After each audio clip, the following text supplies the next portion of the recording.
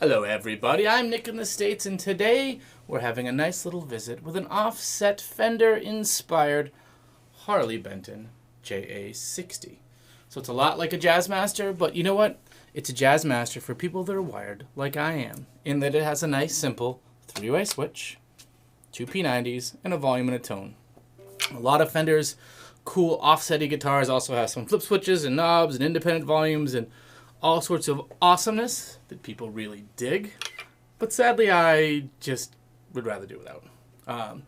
Also, this bad boy, as beautiful as she is, as cool as she is, and as sweet of a player that she is not mine. No, sadly. This belongs to my buddy Danny, who got the competition Mustang. And he loves his offsets, and it will go and frolic with all of his other offsets and be played and abused as it should be. So I'm just a custodian, but while I have it, let's do a quick video on it, shall we? Very, very cool. The first thing I noticed on it is the body, while multi-piece wood, and it is of variety. I'll look it up. I will try to type it over this after the video, is actually very well matched, and if you didn't go hunting for it or through it, you'd never know how many pieces of wood made it up. And I think it's like 4, which makes it even more impressive, the continuous tone. Next, the sunburst is actually quite pretty. 3-tone sunburst. You get that nice little kind of reddish brown through there. 2 Wilkinson P90s, volume and a tone. Pickguard, if you gotta have a negative, I'd say the pickguard is one of those imitation tort guards, so that it's really just a printed out looking flat piece of that with some plastic clear protected over it. That's all right. Bound rosewood neck. Kind of a semi-beaky Harley Benton headstock, but not horrible. It says in very, very small letters, tone, quality, and sound. The tip there, just the little guy. 6 vintage style tuners, which I will tell you, they're a little, actually, they were stiff when we first got it, but they're pretty good. But I prefer these on any of the Fender style 6-in-lines, because you can get your hand in around them and turn them, and you're not all jammed up in there. I recently did a video for a Rob Chapman ML3, and it's Grovers, which are awesome, but it makes it very tight to get in there and do the tuning on. So the neck is a lovely, more natural shade of satin. It's not like orangey like some of them are. Even that MS-60 is a little orange. But smooth, no fret bites.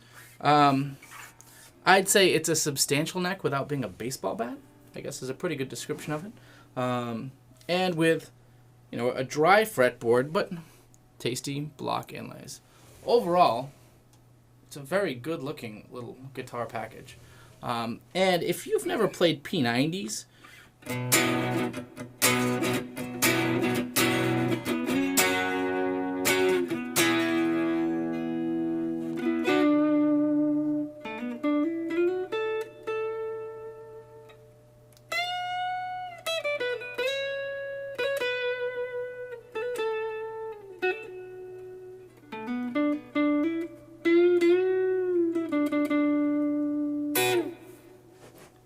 you can spank them, and they're evil.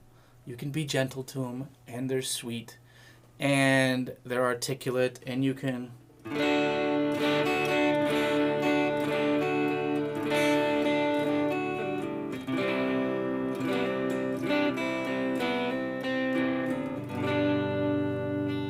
Where at certain volume levels and amp distortion levels, a humbucker might get muddy or not very clear and to pick out the individual notes in it.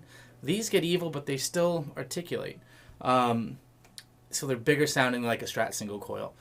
But they're huge like a humbucker, but a little bit more, I guess, just articulate or fine tuned.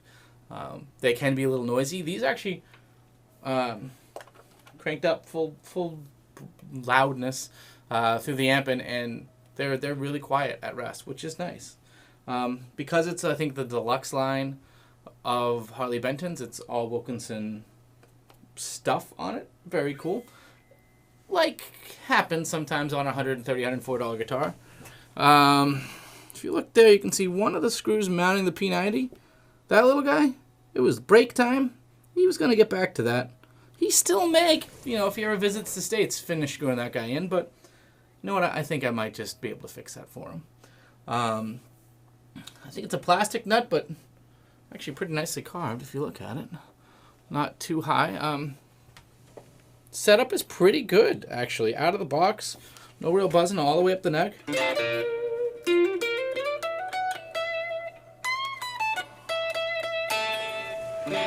all the way up.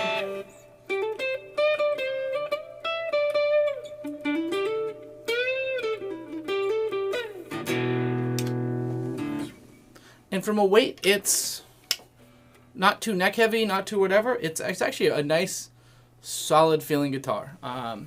It's cool. So compared to a standard Jaguar Jazzmaster body kind of deal, this is probably about an inch shorter, I'd say. And it's a very common thing that import or knockoff guitar companies do all around.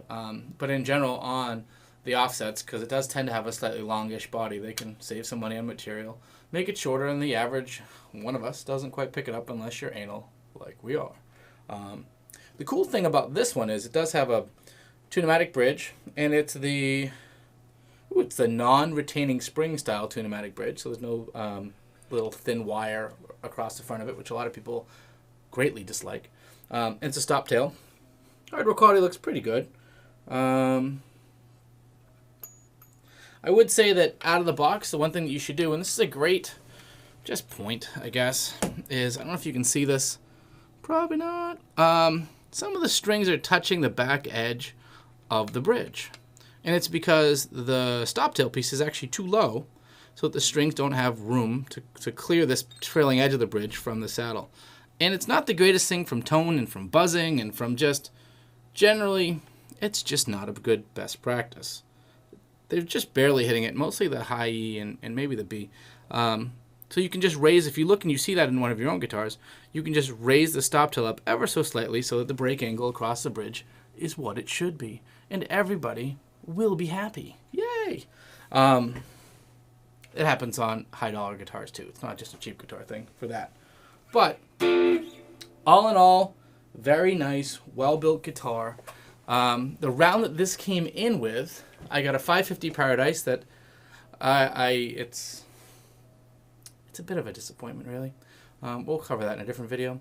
And I got a big tone, and the big tone got a little banged up, as tends to happen, actually, to big tones coming to the States. So this was the lone, unscarred, unmarred kind.